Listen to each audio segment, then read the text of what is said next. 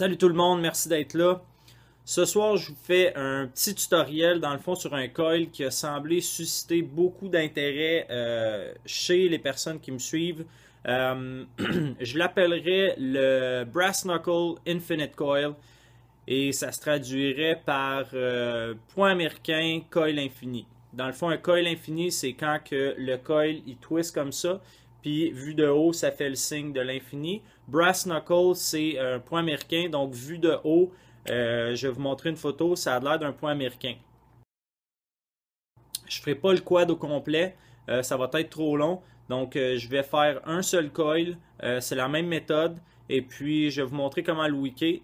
Et après ça, tout ce que vous aurez à faire, c'est de le faire en quad. Chose à noter, moi je prends du Vendor Gauge. Le montage que je fais en single coil, vous allez diviser la valeur de ohm par 4. Donc, si je ne me trompe pas, ça sort environ à 0.4, 0.5. Donc, divisé par 4, on tombe dans les alentours de 0.1 et un petit peu plus. C'est limite. Donc, sur mon IPV, j'étais à 0.11, 0.10. C'est pas mal limite. C'est vraiment pour le fun de builder quoi que ce soit. Donc, je vous montre ça en plan rapproché. Ok, avant de commencer, je dois absolument préciser que pour faire ce type de montage-là en quad, ça va vous prendre un dripper qui a un center post positif qui est un bloc. Ok, donc si on essaie de le faire en quad sur exemple le Mutation X V2 avec ce type de center post-là, on ne sera pas capable. Donc ce soir, je vais le faire sur ce qui reste de mon Mutation X V3. Donc, avec le bloc positif qui a deux entrées. Donc, c'est vraiment important, sinon ça ne marchera pas. OK, pour le montage, je vais prendre du Cantal Vendor Gauge et puis deux tournevis qui ont le même diamètre. Eux, ils ont 2,4 mm.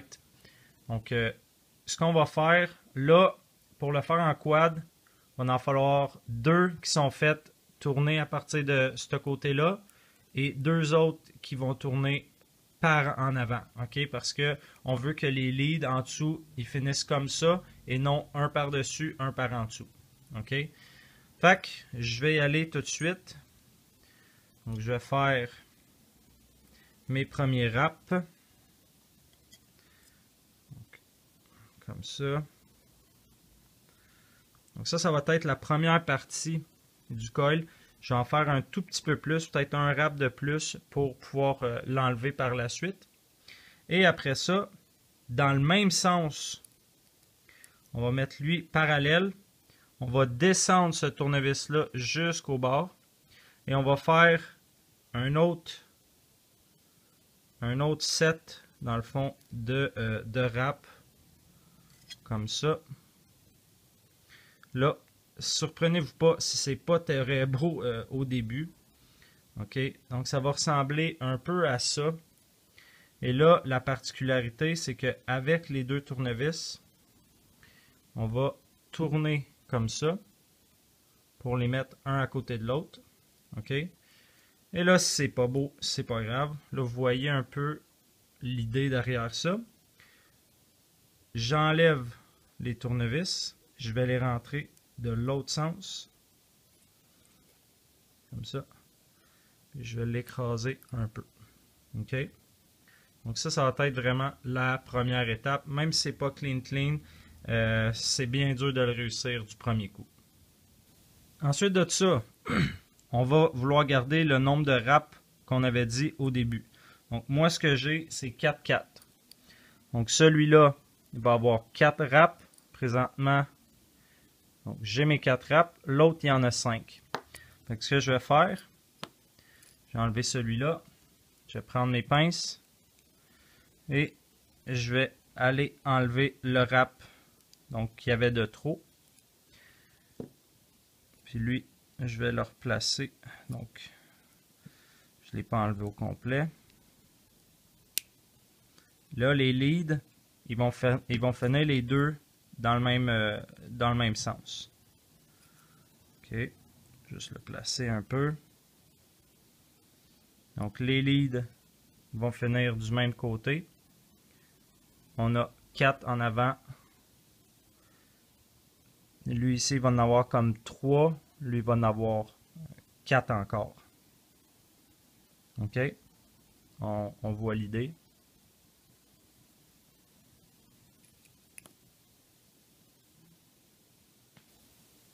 Après ça, tout simplement, on va l'insérer dedans. Par contre, faut, comme moi j'aime faire, c'est vraiment mettre les leads par en bas pour exposer le signe d'infini en haut sans qu'on voit les leads. Donc, je vais le mettre comme ça et non comme ça. Ça veut dire que lui, je peux l'insérer ici ou de l'autre côté. Et celui qu'on va faire à l'inverse, il va aller donc à côté. Donc lui, je vais l'insérer ici. Comme ça.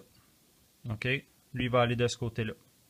Moi, je suis un peu habitué, donc je sais la longueur de mes leads avec mes pinces. Donc, il y a la partie ici qui ne coupe pas, la partie arrière qui coupe. Je viens de l'accoter flush avec, comme ça.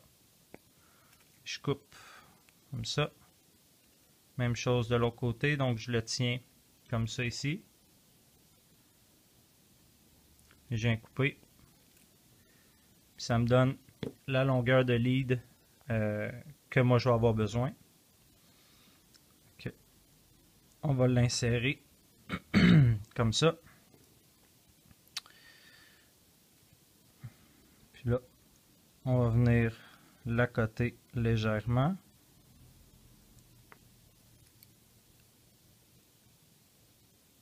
Comme ça. Donc au début, ça va ressembler probablement à quelque chose comme ça. Prochaine étape, on va le placer un peu mieux. OK. On va s'assurer de l'éloigner du bord comme ça. Parce qu'on ne veut pas qu'il vienne toucher au positif. J'ai slacké ça ici. Je vais venir le resserrer parce qu'il a loussé. Ah ouais.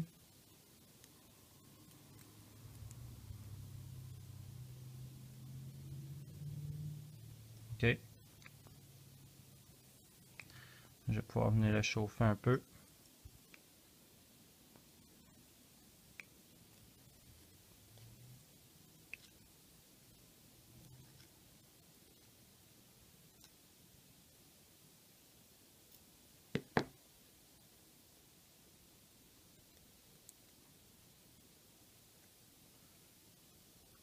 Ça serait de bien resserrer entre les chauffes. D'un coup que ça s'est loussé.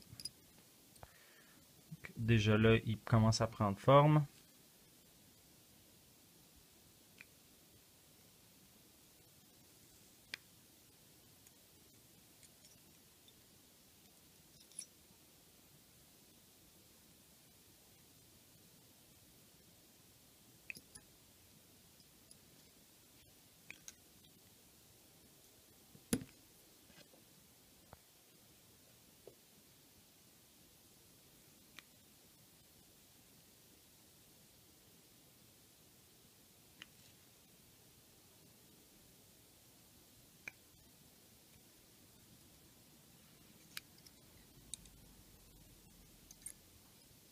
Donc au final, là, je vous le fais rapidement. Là. Il devrait être plus centré comme ça. Puis là, quand on va venir mettre l'autre coil, si lui dépasse la moitié, il va falloir reculer celui-là vers l'extérieur. Là, je suis allé un peu trop loin. Là. Mais juste pour vous donner une idée, pour s'assurer que cette partie-là ne touche pas au coil à côté, puis qu'il y ait un léger gap entre les deux. OK?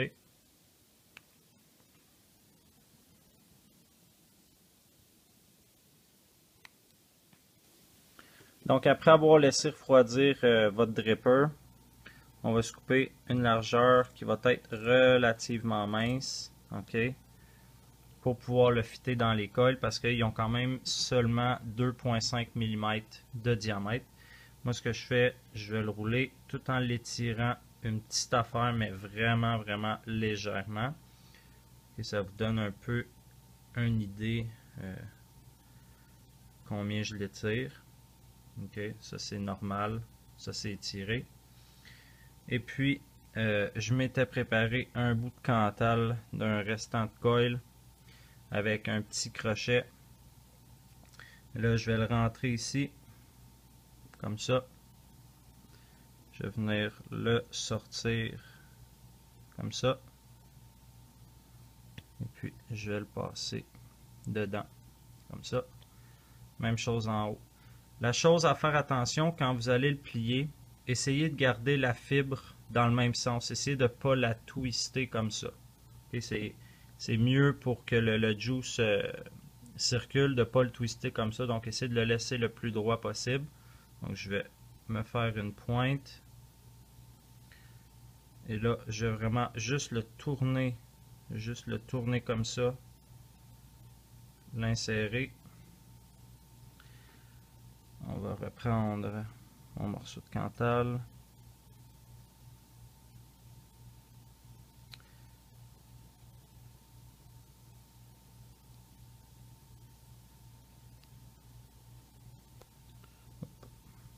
Et donc le faire rentrer comme ça.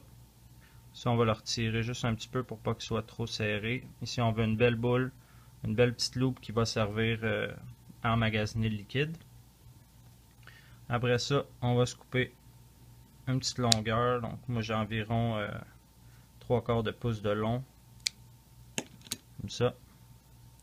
Puis là, ben, comme d'habitude, on va plier en faisant un petit crochet avec pour vraiment garder la fibre dans le même sens.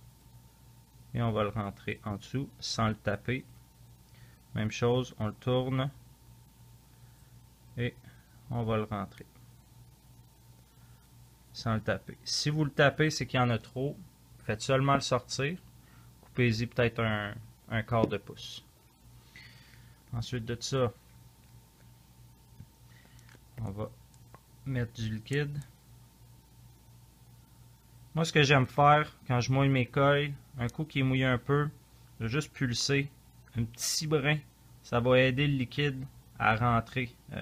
On dit pulser, hein, pas, on le tient pas, on fait juste le pulser. Ça aide à rentrer dans la wick parce que ça le chauffe, donc il devient un peu plus liquide. Donc, après ça, là c'est sûr et certain, j'ai pas ma batterie pleine charge, c'était vraiment juste pour vous le montrer. Et en plus, j'ai juste un coil, donc et voilà. C'est comme ça que je fais un Brass Knuckle Infinite Coil. C'est sûr et certain que c'est un coil qui a son niveau de difficulté au niveau de la complexité. C'est pas comme un... je regarde les Clapton, Fuse Clapton et compagnie. C'est pas le même type de difficulté. C'est vraiment plus au niveau d'assemblage. Puis vraiment de venir tourner le Cantal autour des deux tournevis en même temps. C'est pas pour tout le monde évidemment. Je sors exactement à 0.1. J'étais à 111 watts, 3.33 volts.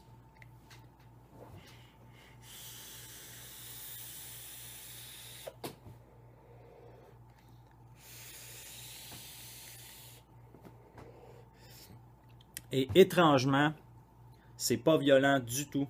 C'est même quand même assez agréable à vaper. Puis le fait que notre coil soit divisé en deux, ça donne deux wicks. Donc la même surface de chauffe, mais plus de wicks, plus de capacité de liquide, selon moi. Donc c'est vraiment... c'est un vieux build que j'avais déjà fait. Mais aujourd'hui, il y a de plus en plus de personnes qui jouent avec le reconstructible. Je me suis dit que ce serait intéressant de partager avec vous. J'espère que vous avez aimé ça. On se revoit bientôt.